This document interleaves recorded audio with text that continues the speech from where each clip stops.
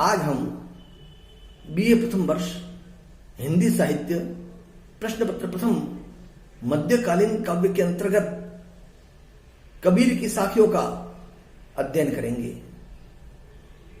कबीर ने विरह को अंग के अंतर्गत जो साखियां लिखी है, आज हम उनका रसास्वादन करेंगे।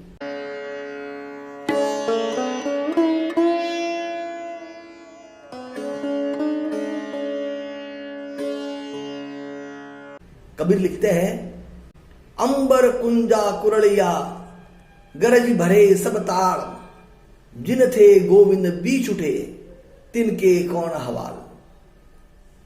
कबीर कहते हैं कि आसमान में क्रौंच पक्षी ने दीनता भरी आर्त पुकार की, जिससे विचलित होकर बादलों ने गरज कर सभी जलाशयों को भर दिया, परिपूरित कर दिया। तो जिनसे गोविंद वियुक्त हो गए हैं, उनका क्या हाल होगा। कवि के कहने का आशय यह है कि जब छोटे से पक्षी क्रौंच के विरह की यह दशा है, तो विराट ब्रह्म के अनंत वियोग की पीड़ा कितनी गहरी होगी। जब क्रौंच के कुरलाने से बादल बरस सकते हैं, तो वियोगी आत्मा के कुहकने से आनंद रस की वर्षा क्यों नहीं हो सकती, जिससे संपूर्ण सृष्टि की रिक्तता पूर्ण हो जाए।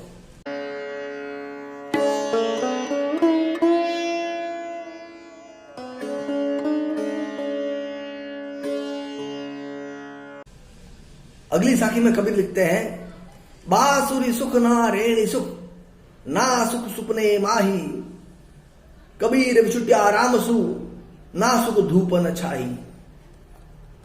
कवि कहता है कि परमात्मा से वियुक्त जीवात्मा को ना दिन में सुख मिलता है, ना रात में। उसे स्वप्न में भी सुख उपलब्ध नहीं होता। उसे न धूप में सुख मिलता है और न छाया में कहीं भी चैन नहीं मिल पाता।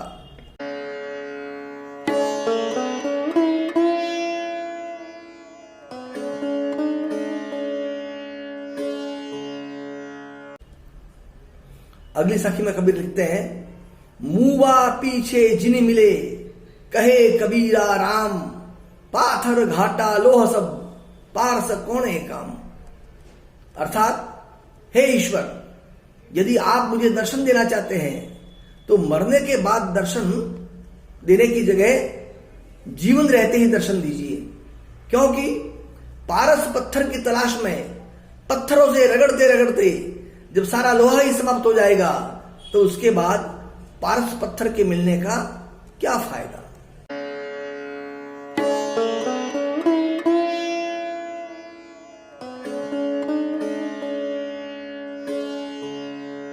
यह तन जालो मसी करू, जू धुआं जाई सरग्गी, मतिवे राम दया करे, बरसी बुझावे अग्गी। अर्थात कबीर की आत्मा रूपी में रहने की इच्छा है कि वह अपने शरीर को जलाकर मसी भस्म बना दे और उसके प्रज्वलन से निसृत धूम स्वर्ग तक चला जाए। इस धुएं को देखकर कदाचित भगवान इस आत्मा रूपी प्रियतमा के ऊपर कृपा कर दे और अपने प्रेम की वर्षा से उसकी ज्वलनशीलता को शमित कर दे।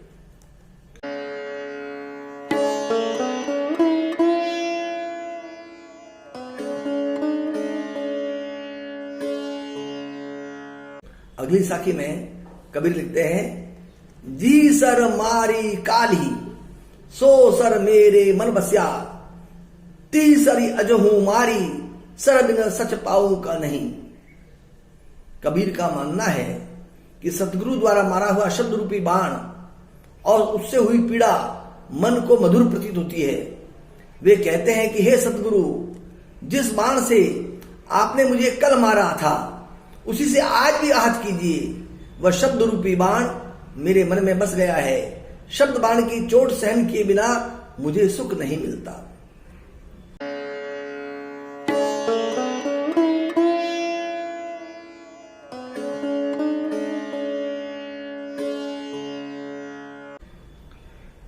विरह की चरम पराकाष्ठा का वर्णन करते हुए कबीर लिखते हैं, विरह भुवंगम तन बसे, मंत्र न लागे कोई, राम वियोगी ना जिवे, जिवे तुमोरा हुई। अर्थात कवि कहते हैं कि जिसे प्रभु से विरह हुआ हो, विरह का यह भुजंग, विरह की वेदना अंतर में डसती ही रहती है।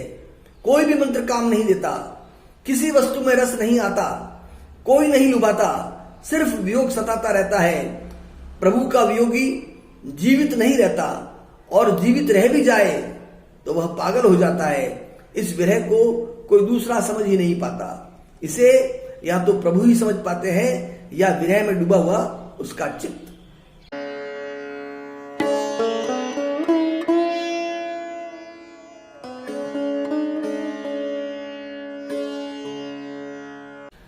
अगली साखी में कबीर लिखते हैं, सब रग तंत रबावतन विरह बजावे नित, और न कोई सुन सके कैसाई के चित्त। अर्थात कबीर कहते हैं कि विरह की दशा में शरीर की एक एक नस ताद हो गई है, और यह शरीर रबाब सरोद बन गया है।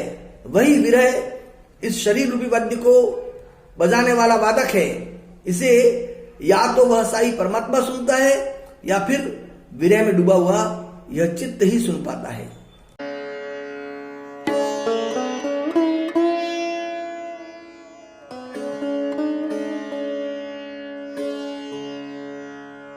अगली साखी में कबीर लिखते हैं, अंखड़िया झाई पड़ी पंथ निहारी निहारी, जीवड़िया छाड़ा पड़िया राम पुकारी पुकारी। कबीरदास जी कहते हैं, हे परमात्मा, आपकी राह देखते देखते मेरी आंखों में काली झाइयां पड़ गई है, और राम का नाम पुकारते पुकारते जीभ पर छाले हो गए हैं। हे प्रभु, तुम कब आओगे? जीवात्मा परमात्मा के विरह में अत्यंत व्याकुल है। उसकी अति व्याकुलता का वर्णन इस साखी में है।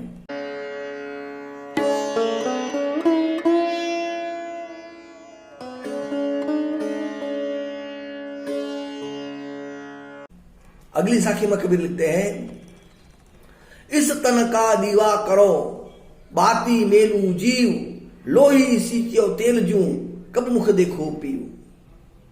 अर्थात कबीर कहते हैं, इस शरीर को दीपक बना लूं, उसमें प्राणों की बत्ती डालूं और रक्त से तेल की तरह सींचूं।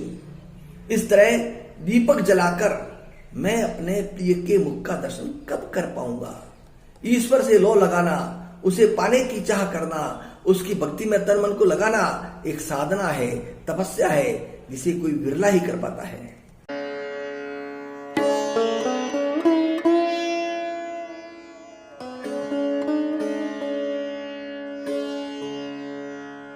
अगली साखी में कबीर लिखते हैं, कै विरहणी को मीच दे, कै आपा दिखलाई, आठ पहर का दाजना, मोह पे साया न जाई।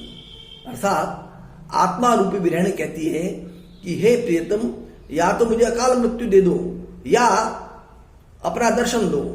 आठों पहर रात दिन 24 घंटों की यह यात्रा, यह जलन मुझसे सही नहीं जाती है। इस साखी में विरहिणी की खींच तथा अतिशय विकलता की व्यंजना की गई है। आध्यात्मिक विरह की पीड़ा कितनी भी गहन हो, किंतु उसमें एक अद्भुत शक्ति होती है जो शरीर को नष्ट होने से बचा लेती है। विरहिणी को मृत्यु भी ईश्वर की कृपा से ही मिल सकती है, क्योंकि मृत्यु बिना ईश्वरीय आदेश के पास आ ही नहीं सकती।